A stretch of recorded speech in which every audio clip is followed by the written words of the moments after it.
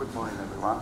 I will welcome you to the SAFETY4SEA Conference, Cyprus Conference. And I would like to use my time talking about a few basic points about the mandatory part of the regulation of MARPOL Annex 6, where the IMO's Marine Environment Protection Committee, MAP 70, in October 2016, decided that a new global sulphur cap of 0.5% mass by mass on marine fuels should apply from 1st January 2020. Now, according to the IMO estimations, there are up to 70,000 ships will be affected by this regulation. Now, looking at the table, at the sulphur summary table and bar chart, it's clear that the amount of sulphur oxide emanating from ships will show a major reduction and will be a major health and environmental benefits for the world, particularly for the population living close port and coast.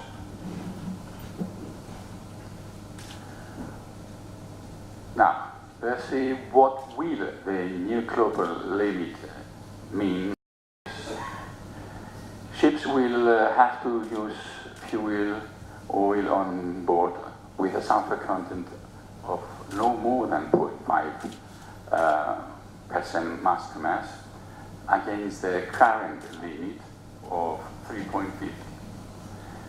It is important, of course, to realize that the interpretation of fuel oil use on board includes use in main and auxiliary engines and boilers.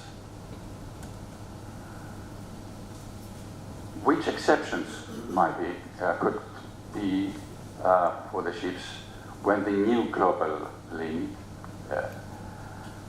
The exceptions are provided for situations involving the safety of the ship or saving life at sea, or if a ship or its equipment is damaged.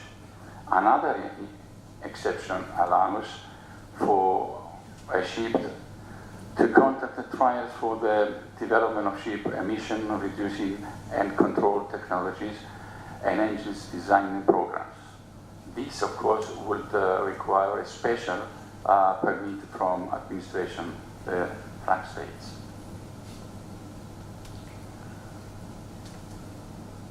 About controls, which there will be one control is when ships taking on fuel oil for use on board must obtain a bankers delivery note which states the sulfur content on the fuel oil supplied. We have another two cases, which shows in the screen. What sanctions?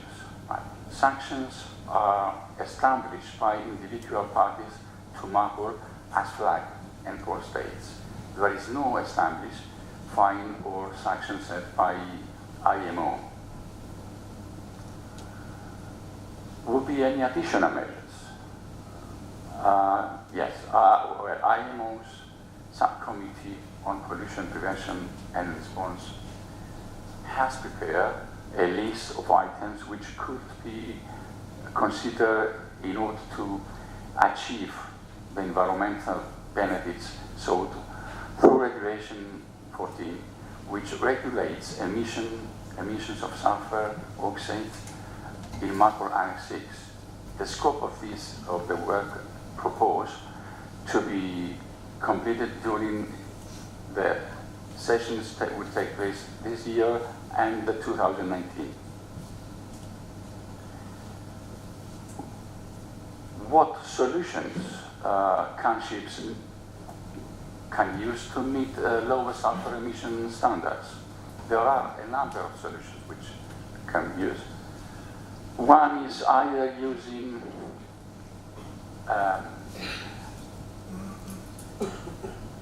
component of low sulfur fuel, or using a heavy fuel oil plus the scrubbers. Another solution is to use alternative fuels like LNG, methanol, hydrogen fuel cells, which I believe is a promising technology, and battery technology. With all these solutions, we have also the blending on board. Of course, that will be rather, I believe, more difficult because it's a more complicated case. Each of these solutions offers advantages and disadvantages.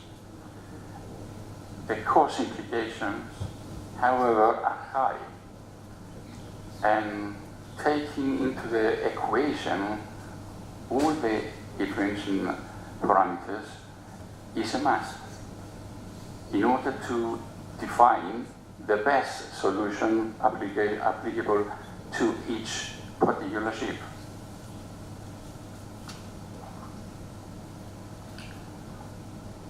Oil availability, the fuel oil availability. Over these years, we had many discussions about this.